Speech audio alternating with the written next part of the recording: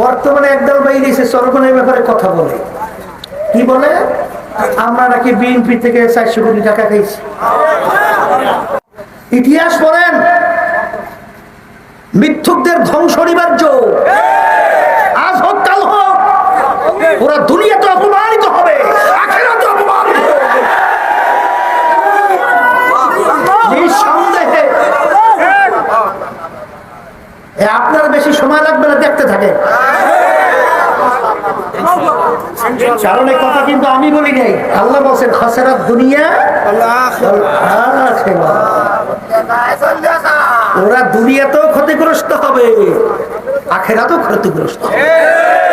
এই জন্য বলছি, শোনেন,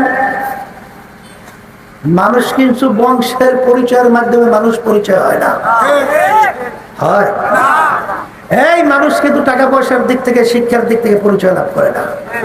ওই যে বলছিলাম, মানুষের ভিতরে এমন এক পার্স আছে, সেই পার্সের সম্মানের কারণে মানুষ সম্মানিত হয়। আমরা নাকি বিএনপি থেকে এইবার কি 20 কোটি টাকা খাইছি। আচ্ছা, বিএনপির লাগে যদি টাকা খাইয়ে থাকি, ওখানে যদি বসছি ধরেন আমরা তাই যারা বলতেছে ওরা ছিল কি টাকা কথা হয় না। আল্লাহর সঙ্গে যখন তার হাবিবের সঙ্গে কথা বলছি, তখন কেউ ছিল না, ছিল আল্লাহ এবং তার হাবিব। তা আমরা যখন টাকার লেনদেন করছি, ওই সময় ওরা ছিল কিনা? কেউ ছিল?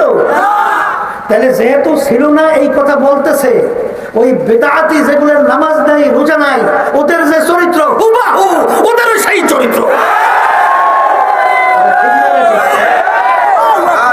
এই জন্য আমার বাজানদেরকে বলবো, শোনো, মিথ্যা কোনোদিন বিজয় হয় না।